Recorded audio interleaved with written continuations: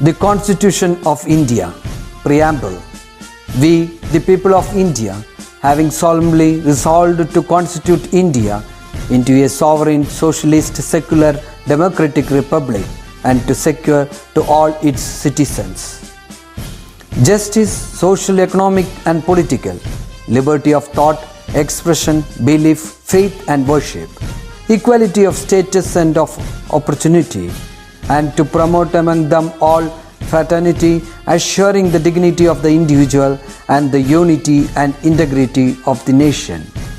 In our Constituent Assembly, this 26th day of November 1949, do hereby adopt, enact and give to ourselves this Constitution.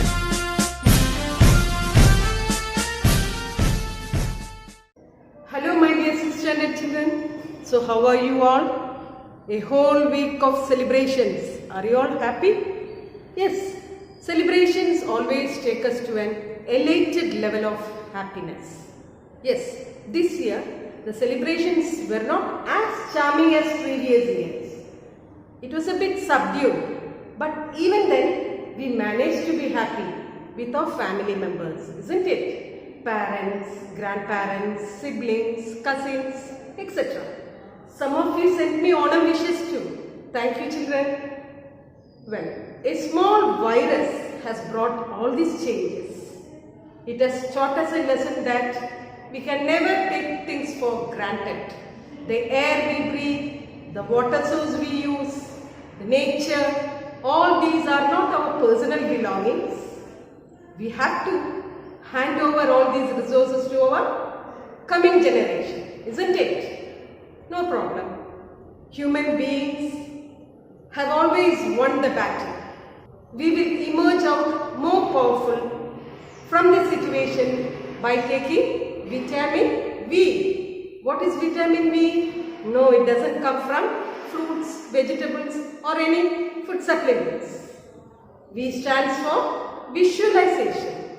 Yes, all together, we all together will visualize for a better and a safe tomorrow. Okay? Now, shall we move into our new chapter, Flower to Flower? What did we learn in our previous class? We visualized a spectacle of flowers.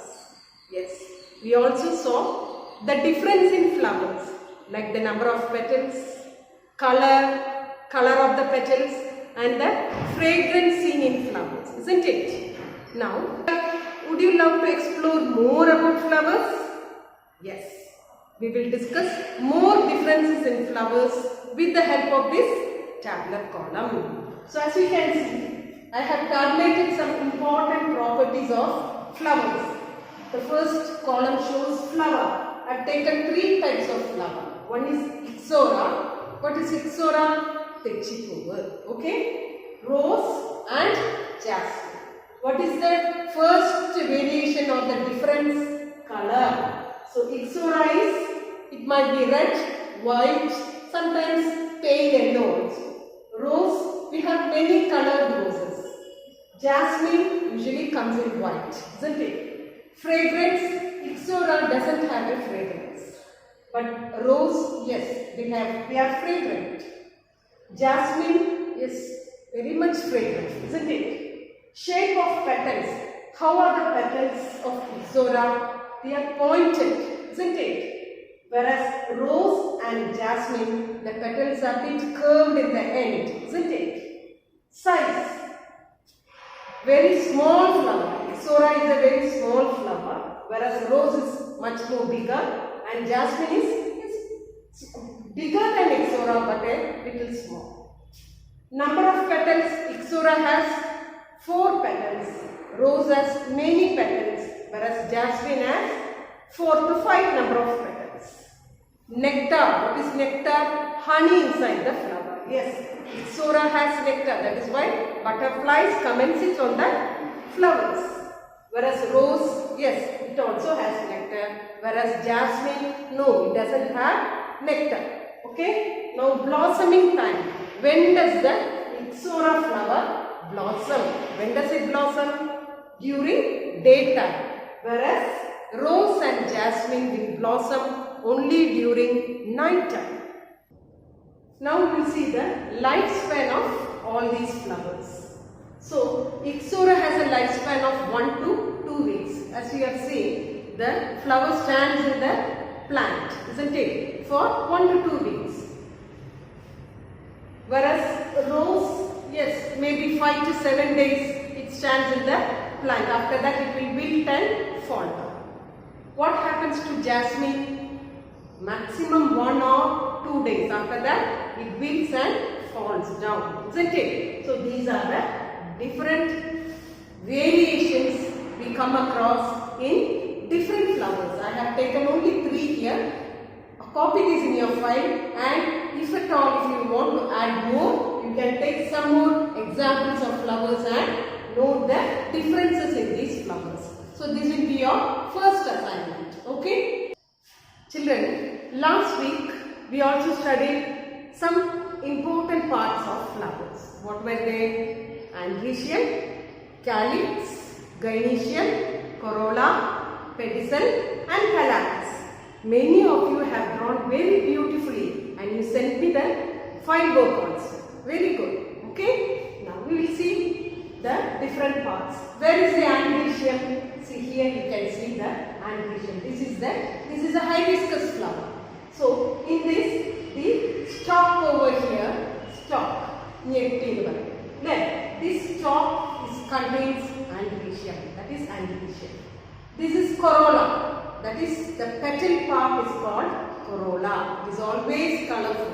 Why is the corolla colorful? Do you know?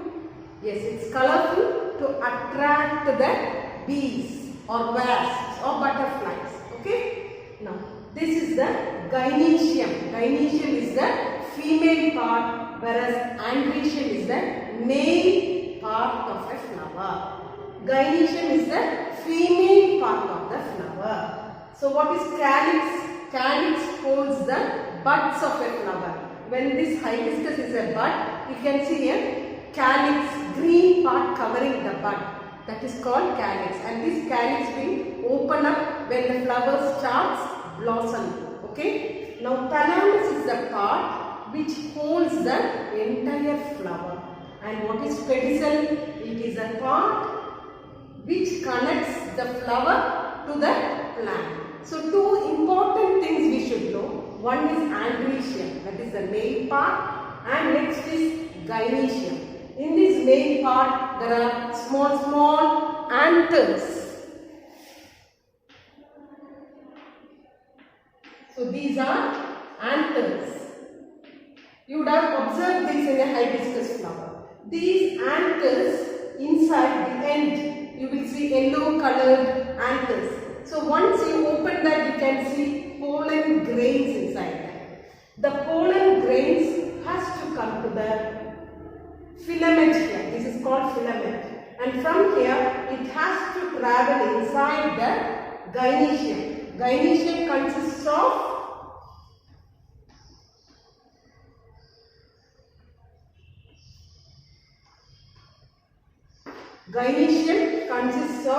ovary and ovule. So inside the ovary, ovule is there. You can see an ovule. Okay? And inside the ovule, female gametes will be there, because this is the female part of a flower. So inside the andrecium, what is there? Anther will be there. Inside the anther, pollen grains will be there. These pollen grains are the main part of a flower, whereas inside the gynoecium you can see ovary. Inside the ovary you can see ovule. So ovule, inside the ovule you can see the female gametes. So these male gametes has to travel through this filament, okay, and then enter the ovule, and inside the ovule the female gamete will be there, and after that fusion happens and a new seed is produced. Okay, now that seed only will help you to produce furthermore new plants. So this is what is happening. The process where the male gamete and the female gamete unites is called as fusion or fertilization. So we will learn more about this one by one as we move ahead. Okay? Now, see what are the important functions. I just mentioned about adventium and brinicium. What are the functions of other parts of a flower? Yes, what do you mean by function? Function means responsibility, isn't it? We all have responsibilities. As children, what was your responsibility? To study well, to obey your parents, isn't it? So these are some of your responsibilities. Likewise, the parts of a flower also have some responsibilities. We call that as function. What are the functions of these different parts? We will analyze one by one through a tabular column which is given in your textbook. Okay?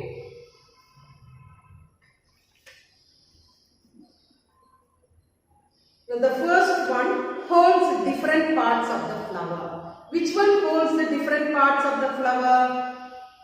Yes, thalamus. So we can match it along with that. Next is provides color, fragrance and attractiveness to the flower. Which provides color and fragrance? Corolla. So we can match that along with corolla. Male reproductive part of the flower formed of anther and filament. Which is the male reproductive part? Yes, it is androecium. Next point is connects the flower with the plant.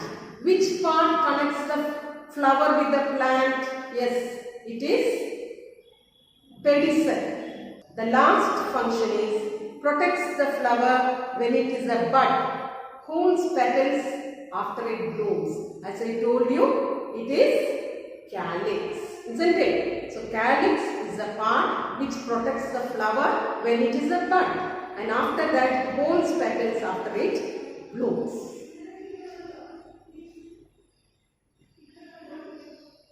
So children, in your textbook, a longitudinal section of a flower is given. So write down the parts, label the parts and write it down in your textbook itself. Already we have drawn this in our file. Okay? Now children, tell me. Now if you want to grow a new plant, what will you do? Usually what will you do? Either you put some seeds inside the soil, isn't it? Or else what you will do? Yeah, you will buy, yes, you will buy small saplings of plants and then plant them in your garden, isn't it? So these are the two methods by which you grow fruits or vegetables in your garden, isn't it? What are the two ways? One, you implant some seeds, isn't it, beneath the soil, or you plant a sapling in your garden, isn't it? These are the only two ways. From where do you get these seeds and saplings? Have you ever thought of? Yes, these seeds, from where do you get seeds? We all know all the fruits and vegetables, they bear seeds. For example, if you take pumpkin, what happens? When you cut the pumpkin, you can see a lot of pumpkin seeds. Yes, from where do these seeds come from? They are found inside the vegetables. How are they forming inside that? Only because of this flower. Okay? So this flower is the main reproductive part of all plants. This flower later changes into fruit or vegetable. If you can see in your backyard, you would have often seen the pumpkin plant, isn't it? Pumpkin or ash god plant. It's a creeper. So usually it will bear many number of flowers. You can see some yellow flower in pumpkin. Many flowers will be there. After a week, if you go and see that, what happens? This flower would have changed into a small pumpkin, a small fruit. And it will take time, 1 or 2 weeks, to grow into a big pumpkin. So from where did that big pumpkin come from? Yes, that pumpkin has come from the flower. Yes. What happens?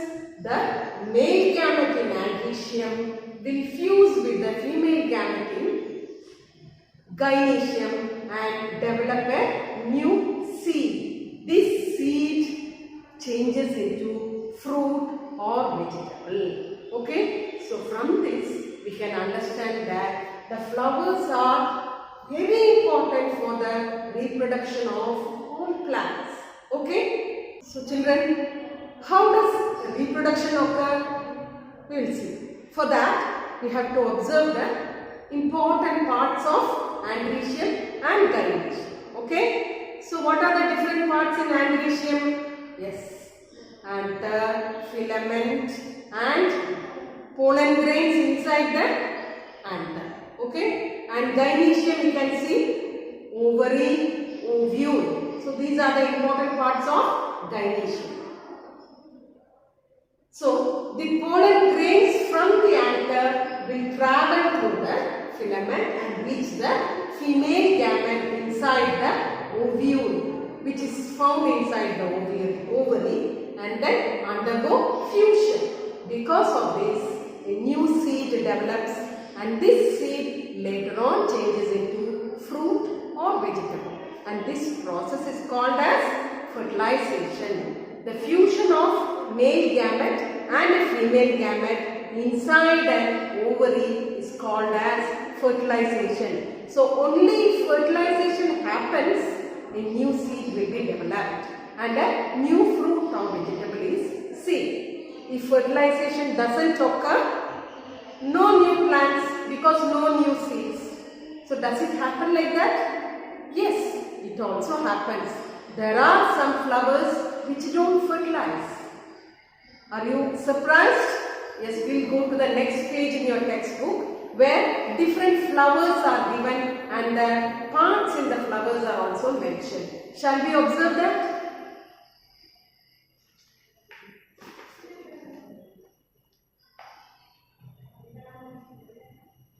So the first flower is oleander.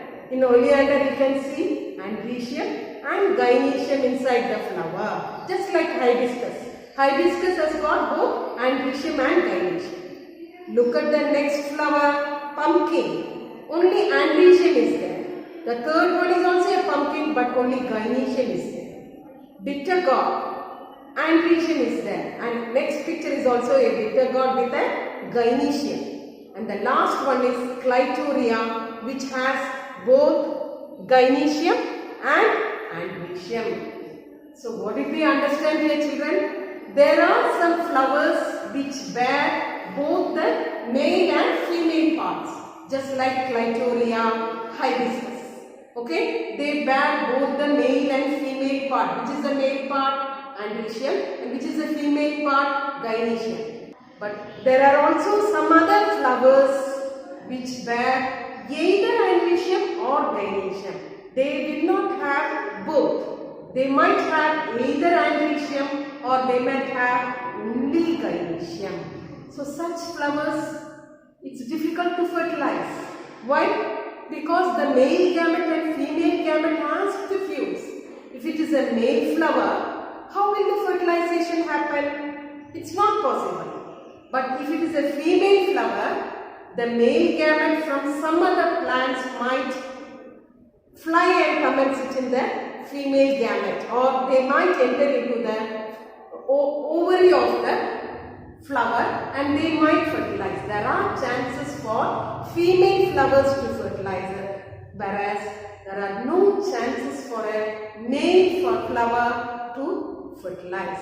That is why usually in our backyard we will see the pumpkin plants, isn't it? Many flowers will be there. What is the color of the pumpkin flower? Yes, yellow color. You can see many flowers. If at all there are some 10 to 15 flowers, do you get 10 to 15 pumpkins in that?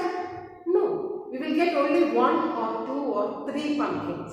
Why is it? Because these pumpkin flowers, some are male and some are female. Female flowers, yes, they might fertilize. How? When the anther from the male flower, somehow when it comes and reaches the ovary of the female flower, they might fertilize. But what happens to the male flower? No chances of fertilization there. That is why these 15 flowers of pumpkin will not change into pumpkin. Okay? Only very few pumpkins are got from all these 15 flowers. Maybe 1 or 2 or 3. So I hope you understood the importance of androecium and gynoecium in flowers.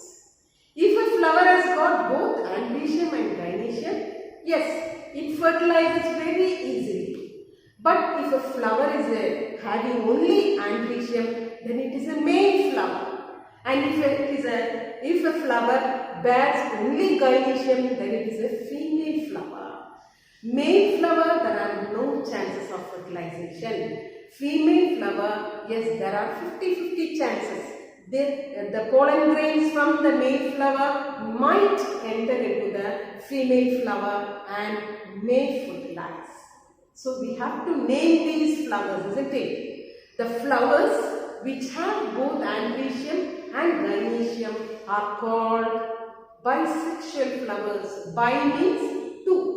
So both the sexes are there. Male part and female parts are there. So the flowers which bear both the androecium and gynoecium are called bisexual flowers, whereas the flower which bears either androecium or gynoecium, only one part, if it is bearing, then we call them as unisexual flower. What is uni? One. Okay, I hope you understood the difference between unisexual and bisexual flowers. Now, in a tabular column, we will discriminate these flowers one by one. Okay, so my dear children, here we have a tabular column where we are classifying flowers according to the presence of androecium and gynoecium. As you can see, the first tabular column consists of unisexual flowers. What are unisexual flowers? They might have androecium or gynoecium. That's why I put a bar here. They can have either androecium or gynoecium. Where do you see such unisexual flowers?